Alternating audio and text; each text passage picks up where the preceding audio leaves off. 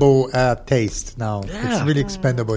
I like you for 10 minutes. See you later. I don't like you anymore. Yeah. Yeah. So with the advancement, advancement in technology has probably, given us a lot, but it's also created a lot of loss. Absolutely. You know what I mean? Yeah, that's it. As I was saying, you have all these things all this knowledge, but you can't really absorb any of it. Yeah. Our brain has this capacity of absorption, and you can't absorb that much information. And back to jiu-jitsu, how can you? You go to class, how many positions you learn every night when you go to class? 2. Done. To a night.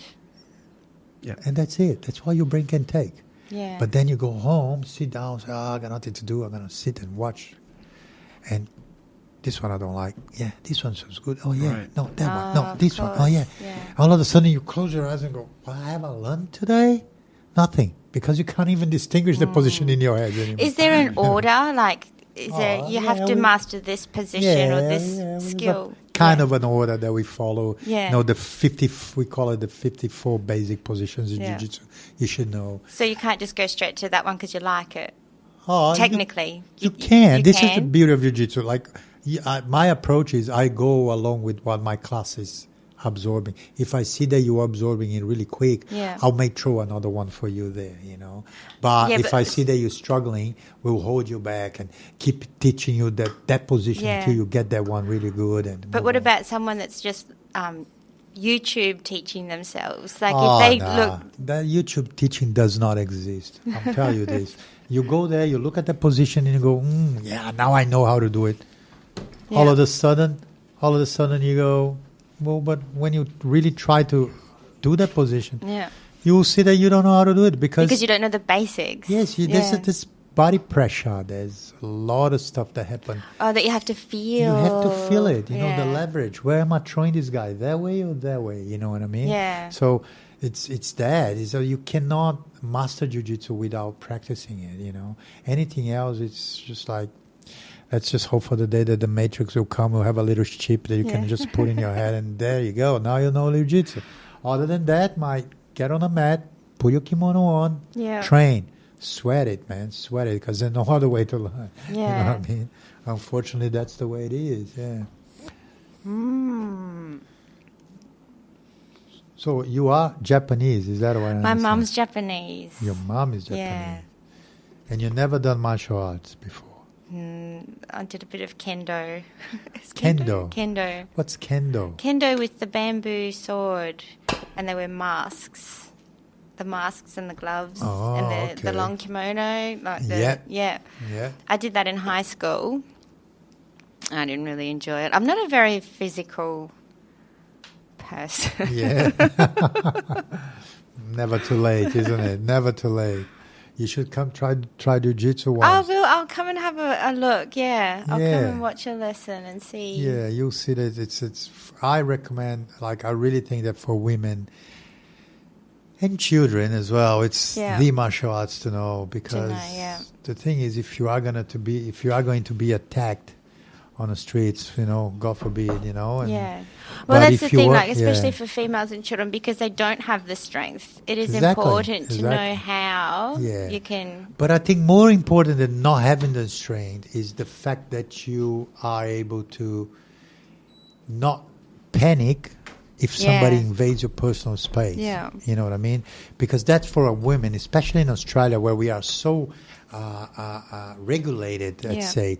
Now, how much can I annoy somebody? I can be here shouting at you, and that's okay. The moment I step into your personal space, that's considered an aggression. Yeah. So somebody gets up and close to you, right on your face, and you have the right to defend yourself. So for a woman, honestly saying, if you were to be attacked, you're going to be grabbed and you're going to be pushed to the ground. Yeah. And that's where jiu-jitsu starts. So if you are doing that every day for 5 days a week, you know what I mean, and something happens to you, chances are that even with the adrenaline, dump and everything, you'll still be able to identify that situation as something that you recognize and I go, do agree, okay, I totally agree with that. And before I was saying, my children did a bit of Arakan. I didn't we won't go into why I didn't like it. But anyway, my children don't do that anymore. But the fact that it builds confidence. First and foremost, they're confident that they can defend themselves in any situation. But the other thing is, they don't.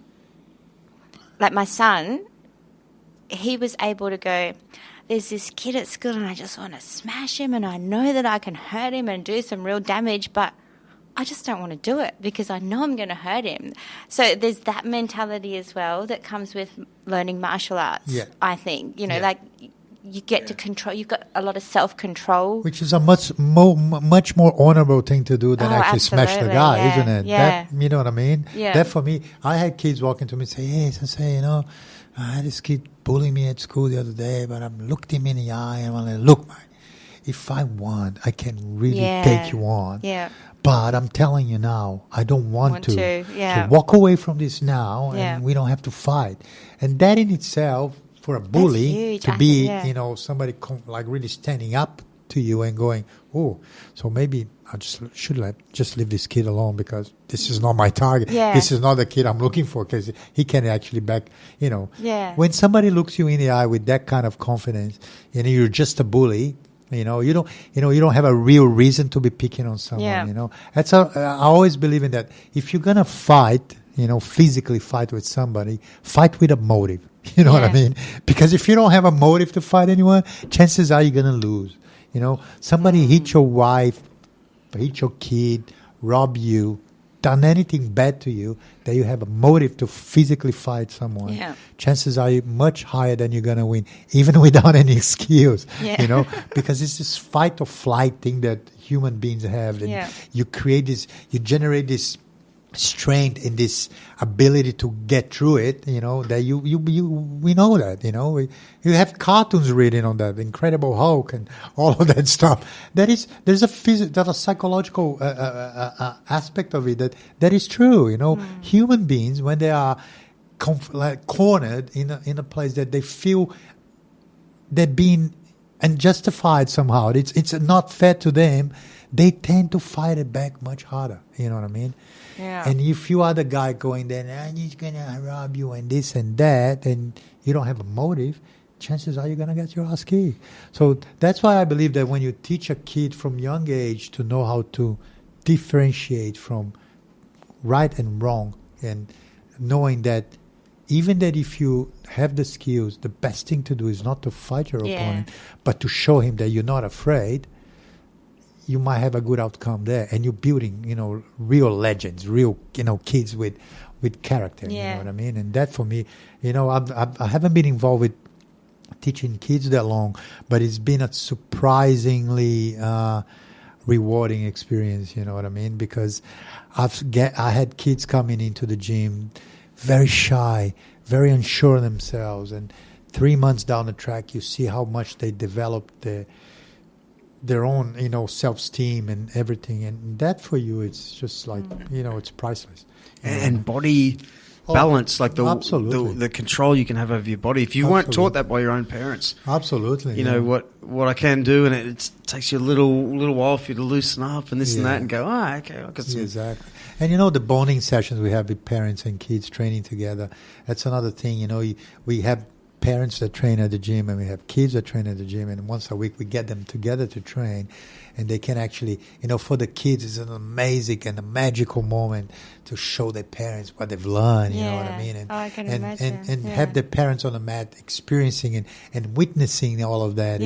It's just like, I wish I had my father, you know, was a kind of like absent father, you know, and never there when we're doing our things, and you know, I know how much I wish I had a person there with me back then. So I know that it would be, you know, for these kids today, having their parents around, it's amazing, you know. Which, by the way, wouldn't happen with any other martial art. We could do karate tomorrow, and it could be Kids' Day on Saturday morning. Yeah. We'd be still throwing shadow boxing at the wall. I think it's the hugs, isn't it? It's the hugs that makes the difference. The hugs, it's the pony rides. Exactly. Yeah. No, like the legit. But it's true, man. Like jiu-jitsu, you sit on the floor. Which exactly. eliminates. It's more comfortable. It's more warming, isn't it? I don't know. It is that aspect that people don't take it so seriously. But I'll tell you, it does have a different impact when you sit on a mat with your kid and you grab him and you put him close to your chest. And you know what I mean? It is. It's different, man. As you said, I can punch and kick all day. You're there, I'm here. Yeah. What does that mean? Because when I punch the bag at home, I've got a bag hanging from a tree, so it actually frightens my kids. You know what I'm saying? How fun is that? Because I'm showing aggression to something, but I know for a fact the kids don't like. I'm doing something that's kind of looks. Too aggressive. These are just little kids. Yeah. So you know what I mean. There's actually a separation between that sport, boxing and punching a bag from the tree in the backyard is like, what's Dad doing all of a sudden? It looks aggressive and it looks yuck. That's interesting to know. Yeah. Hey, I want to ask you while I think of it. Go for it. Have you ever used your jiu-jitsu in real life? Have you ever had to pull this off? I'll say 3 or 4 times. Tell me 4 times. I want to know every story. Because, before we kick this off, just this afternoon, my wife, Kaori, right, she pulls into... actually, I can't reveal the whole story, but she pulls into somewhere and there's a guy... She was following a guy on a motorbike. He pulled into our driveway there and she said, oh, hey, this is our driveway, and he goes, I don't care. Like pretty much gets stuffed, gets off his bike and walks down the street. And we live near a school, right? So he was going there to the same place. What a wanker. And if you've ever met my wife, she's just like... Not she would never say, whatsoever. No. She would never say, hey, mate, you're in our driveway. Yeah. She just wouldn't, right? So this guy was bad, and he did it in front of kids and Oh, wow. So, and I'm on the phone listening to her story and going, and she had a bit of, because she's been training more than me, 4 to 5 times a week. She's a bit of a weapon at the moment. Yeah, but she, for the first time in her life,